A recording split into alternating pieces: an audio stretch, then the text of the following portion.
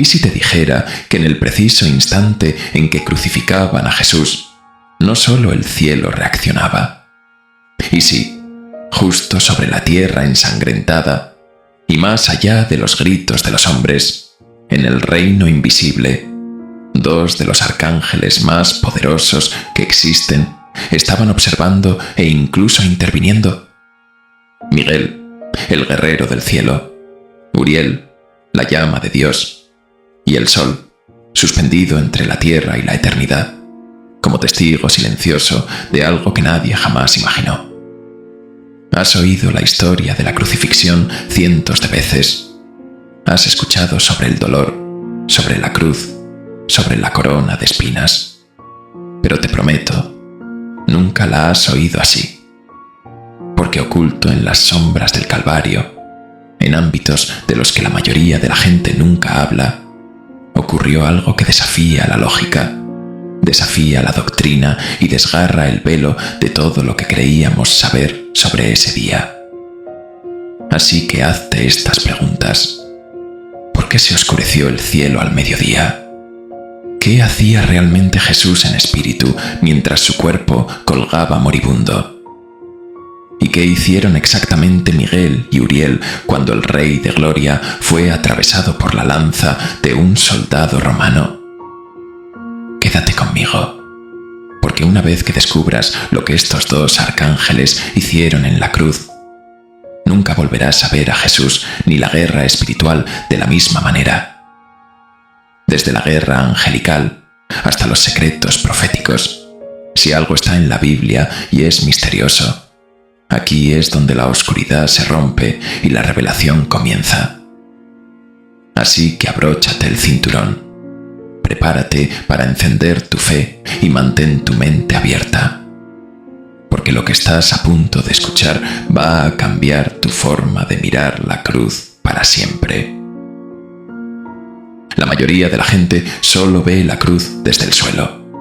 Imaginan la colina polvorienta, los soldados romanos, la multitud burlona y un hombre sangrante clavado entre dos criminales. Y sí, eso fue lo que sucedió.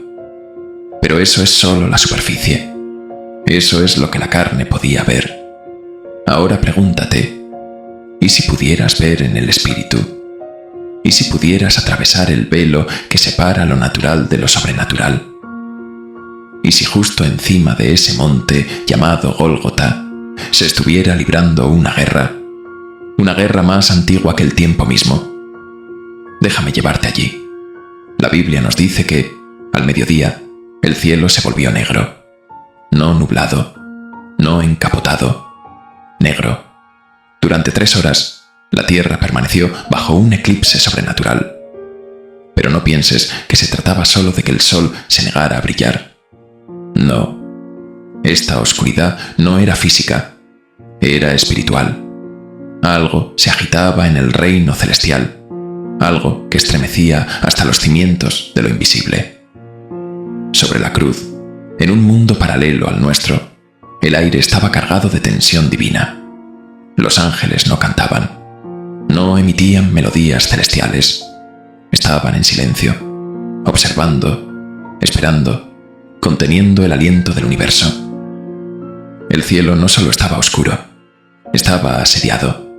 Lucifer, el caído, el antiguo dragón que una vez cantó en las cortes celestiales, se encontraba allí, observando desde su trono de sombras. Creyó haber ganado. Este era el momento que había planeado durante miles de años, desde el Edén, desde que escuchó la profecía que decía que la descendencia de la mujer le aplastaría la cabeza. Ahora, allí estaba la descendencia colgando, sangrando, indefensa, o eso parecía. Pero Lucifer no estaba solo en su vigilancia. En los reinos invisibles, flotando por encima de la tierra, se encontraban 2 de las figuras más misteriosas y poderosas del cielo: Miguel, el arcángel de la guerra, y Uriel, el arcángel de la luz divina y los secretos. No solo observaban, estaban posicionados, de pie, a ambos lados de la frontera espiritual entre el cielo y la tierra, guardianes del momento que el universo había estado esperando. La apariencia de Miguel era aterradora. Un ser de estatura y fuerza inimaginables, vestido no de oro, sino con una armadura que latía con fuego ancestral. Su espada estaba desenvainada, brillando con los nombres de Dios grabados en su hoja. Sus alas no eran emplumadas, sino de un material que brillaba como galaxias envueltas en llamas. Uriel, en cambio, parecía un horno viviente. Su cuerpo irradiaba la luz del sol. Sus ojos, al rojo vivo, irradiaban revelación. No se le menciona con frecuencia en las escrituras, pero en los textos antiguos se le conocía como el ángel de la sabiduría, la profecía y los misterios divinos. Estos dos habían sido observadores silenciosos a lo largo de los siglos, guardianes del cronograma redentor de Dios. Y ahora estaban allí, viendo morir a su creador. La tierra tembló, pero el reino espiritual gritaba. Mientras Jesús gemía bajo el peso de nuestro pecado, algo cambió en lo invisible. Los ángeles de las dimensiones inferiores comenzaron a temblar, y algo que nadie había visto jamás se estaba gestando. Las fuerzas demoníacas, presintiendo que algo iba mal, comenzaron a retirarse de la colina. Esto no iba según el plan de Lucifer. Había demasiado silencio, demasiado control, demasiado poder contenido. No hubo resistencia. Era casi como si Jesús lo permitiera. Y eso era lo que aterrorizaba al infierno. Porque los demonios comprenden algo que muchos creyentes aún desconocen. El poder restringido es mucho más aterrador que el poder desatado. Jesús tenía poder, poder real. Podría haber convocado a 12 legiones de ángeles. Podría haber hecho descender fuego del cielo sobre los soldados y las piedras. Podría haberse bajado de la cruz con un solo aliento y haber convertido el Gólgota en un cráter. Pero no lo hizo, y en el reino espiritual, ese silencio era ensordecedor. Miguel miró a Uriel y no dijo nada. Simplemente apretó más la espada, tenso como un león encadenado, esperando la orden de soltarla. Uriel, resplandeciente de fuego blanco, no se inmutó. Sus ojos estaban fijos en el rostro de Jesús, incluso desde lo alto del cielo, porque ellos sabían algo que nosotros no podíamos imaginar. Sabían lo que venía. Y ahora escuchen con atención. Antes del comienzo del tiempo, antes de que nacieran las estrellas, había un pergamino. Un rollo divino, sellado con 7 sellos, el plan de redención de Dios mismo. Y en ese rollo estaba escrito cada paso, cada profecía, cada momento señalado que conduciría a la salvación de la humanidad. Y en ese preciso instante, ese rollo se abría. Jesús no moría porque perdía, moría porque ganaba. Y la única manera de ganar esta clase de guerra era descender más allá de la muerte, más allá de la vergüenza, más allá del pecado mismo, y luego resucitar desde dentro. Uriel lo sabía. Miguel lo sentía en los huesos. Pero aún conociendo el plan, ambos sintieron lo que ningún ángel había sentido antes: impotencia. No podían moverse a menos que el cielo lo ordenara. No podían intervenir a menos que el Hijo diera la orden. Y entonces sucedió. Cuando Jesús gritó: «Elí, Elí, lama sabactani», el grito no solo resonó en la colina con forma de calavera. Atravesó dimensiones, desgarrando el reino angelical como un trueno que destroza el silencio. No era un grito de debilidad, no era un lamento, era una llamada, una señal, y Miguel lo sabía. En ese momento se volvió hacia Uriel, no con miedo, sino con reverencia. Y en la quietud entre el cielo y la tierra, el rey que sangraba en un árbol dio una orden invisible, una que cambiaría el curso de la eternidad. No sonó ninguna trompeta, No retumbó ningún trueno, ningún ángel descendió con las alas abiertas, pero todo trono celestial, todo principado, todo demonio oculto en la sombra de la cruz, lo sintió. Un susurro divino. No pasó por oídos humanos, no vibró por el aire, se movió a través del espíritu, directamente del alma moribunda de Jesús a los arcángeles que estaban estacionados en los cielos. Y el mensaje era simple: mantén la línea, protege lo que es mío. Ahora bien, puede que al principio no suene trascendental, pero cuando salió de la boca del Hijo Eterno, sangrando y coronado de espinas, esa orden activó los cielos. Jesús pendía al borde de dos reinos. Su cuerpo estaba en lo natural, su alma descendía a la muerte, pero su autoridad seguía intacta. Miguel, el ángel guerrero de Dios, se formó. Desde el principio fue el general del cielo, lideró ejércitos, luchó contra el dragón en Apocalipsis, combatió príncipes por reinos. Y ahora, en la cruz, no solo observaba, tenía una misión. Se encontraba en un reino justo por encima del cielo romano, con la espada desenvainada, pero no para derramar sangre. Esta vez no estaba protegiendo a un pueblo, estaba protegiendo a una persona, Jesús. Pero más que eso, estaba protegiendo una transferencia. Porque cuando Jesús cargó con los pecados del mundo, no fue solo una carga, fue un intercambio legal. Cada alma, cada maldición, cada fracaso, recaía sobre él. Era una transacción tan inmensa que incluso el infierno se reunió para presenciarla. Y por eso Miguel estaba allí, no solo para observar, estaba allí para garantizar que ningún demonio interfiriera, que ningún espíritu de confusión se infiltrara, que ninguna acusación alterara el pacto firmado con sangre. A Miguel no se le permitía interferir en lo físico, pero en el reino espiritual era intocable. Se alzaba como un muro entre el cielo y el infierno, entre el Cristo moribundo y el reino del legalismo demoníaco. ¿Pero qué hay de Uriel? No es el ángel de la guerra como Miguel. No ruge en las nubes ni golpea la tierra. No, Uriel es llama, revelación, luz. Donde Miguel trae guerra, Uriel trae claridad. Trae los secretos de Dios a las mentes de hombres y ángeles. Y en esa cruz, la tarea de Uriel no fue menos aterradora, porque en ese momento Jesús no solo moría, se convertía en pecado.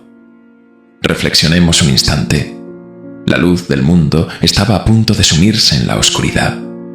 Uriel, ardiendo con el fuego de los misterios de Dios, se erigió como el guardián de la revelación, asegurando que lo que Jesús hacía resonara no solo en lo natural, sino también a través de las épocas, las naciones y los corazones de generaciones futuras.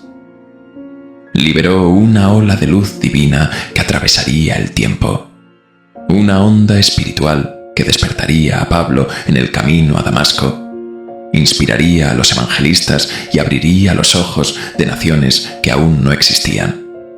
Cuando la sangre de Jesús tocó el polvo, Uriel se movió.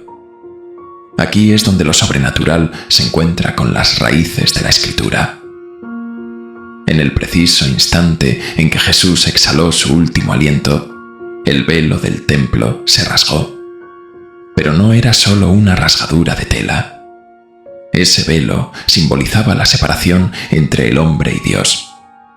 Se encontraba entre el lugar santo y el lugar santísimo, un lugar al que nadie podía entrar, excepto el sumo sacerdote, una vez al año. Pero cuando Jesús murió, ese velo fue destruido. Lo que la mayoría de la gente no sabe es que este velo había sido reforzado por fuerzas sobrenaturales. Siglos angelicales custodiaron esa santa separación durante generaciones. Y ahora, Miguel y Uriel se retiraron, no en derrota, sino en obediencia, porque el Cordero se había convertido en el puente. El velo ya no necesitaba protección. Uriel lanzó una última ráfaga de fuego sagrado, y en algún lugar del reino espiritual, una espada fue envainada. La guerra no había terminado, pero la batalla por el acceso acababa de ganarse. Detente un momento y reflexiona. ¿Qué significa que Jesús dio una orden espiritual desde la cruz? ¿Qué significa que Miguel y Uriel protegían, hacían cumplir y ejecutaban activamente las órdenes, incluso mientras el mundo físico se burlaba de él? Significa algo enorme. Incluso cuando pareces estar derrotado en lo natural, incluso cuando el enemigo te rodea, incluso cuando la multitud te llama maldito, Dios sigue enviando ángeles a tu favor. Tu sangre puede estar derramándose, pero el cielo sigue moviéndose. Puede que tus fuerzas se estén desvaneciendo, pero en el espíritu hay actividad. El cielo no funciona según lo que la gente ve. Se mueve por lo que Dios dice. Y a veces, las órdenes más poderosas se susurran a través del dolor. Jesús había exhalado su último suspiro. La tierra tembló, las rocas se partieron, el velo se rasgó. Pero mientras los hombres permanecían en silencio, observando un cuerpo sin vida colgado en la oscuridad del mediodía, algo mucho más aterrador y glorioso ocurría bajo sus pies. Porque Jesús, el Cordero de Dios, sin pecado ni mancha, descendía al Seol. No simbólicamente, no poéticamente, sino espiritual, literal, eterno. Y no iba solo. Miguel lo siguió. Uriel lo siguió. ¿No para protegerlo? No, sino para presenciar lo que ningún ángel había presenciado antes. El rey estaba a punto de cruzar las puertas del infierno, sin invitación, sin desafío. ¿Qué es el Seol? Antes de continuar, aclaremos algo. El Seol no es el infierno como lo describe Hollywood.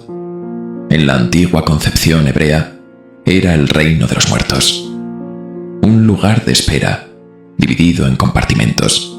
Los malvados en tormento, los justos en paz, a menudo llamado el seno de Abraham, y un abismo que ningún hombre podía cruzar. Pero Jesús ya no era un hombre. Él era la palabra en forma espiritual, aún cargando con las cicatrices de la cruz, aún envuelto en el peso del pecado, no el suyo, sino el nuestro.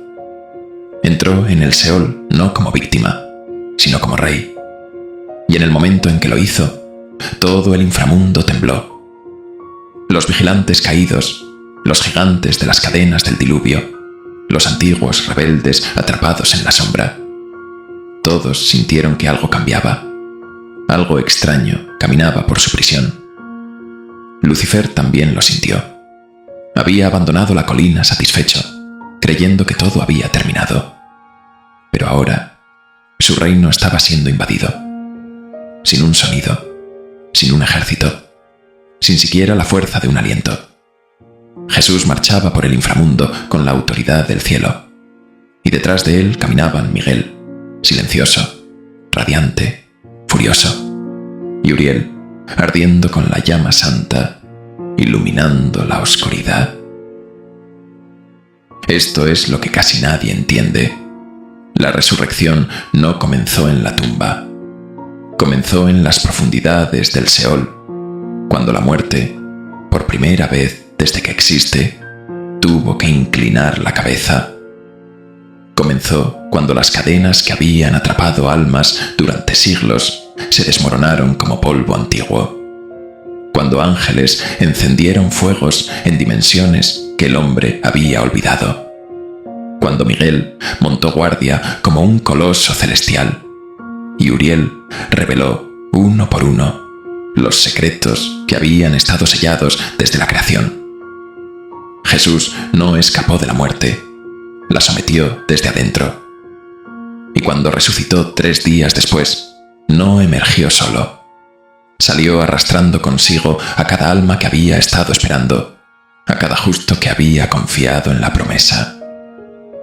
así que ahora lo puedes ver con claridad.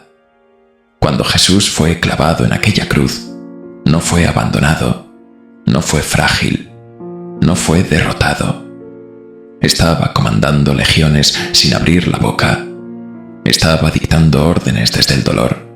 Estaba derrumbando reinos de oscuridad con nada más que su sangre, su silencio y su obediencia perfecta.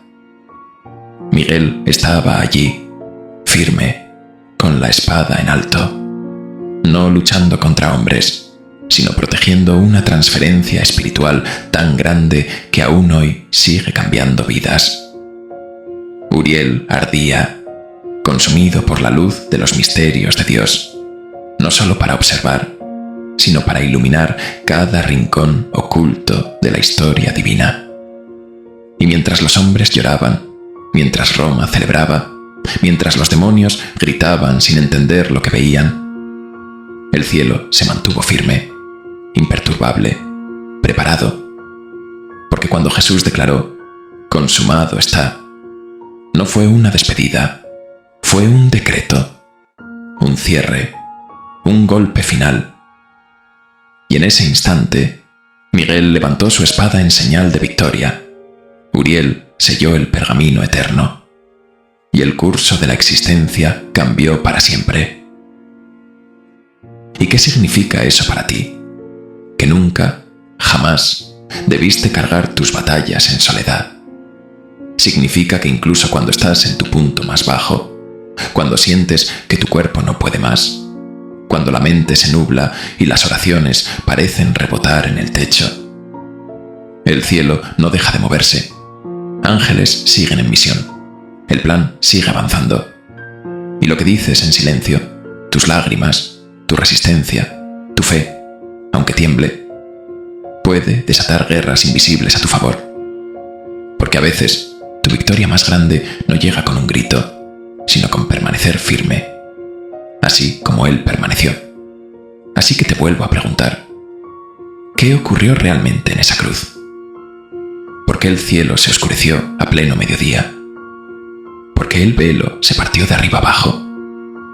¿Y por qué, entre toda la brutalidad y la sangre, dos de los seres más poderosos de la creación observaban en silencio?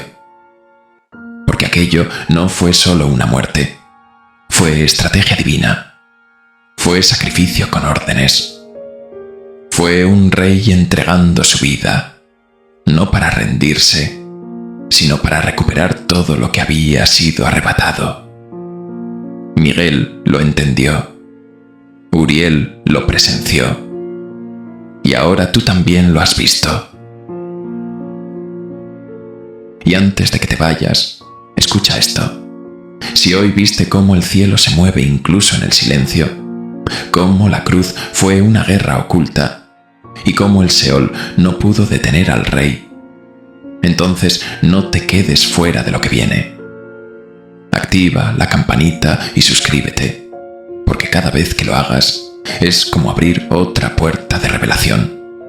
Si Jesús descendió al abismo para traerte luz, tú solo necesitas dar un clic para seguir descubriendo lo que Él ganó en esa batalla. Prepárate, porque lo próximo te va a sacudir el espíritu.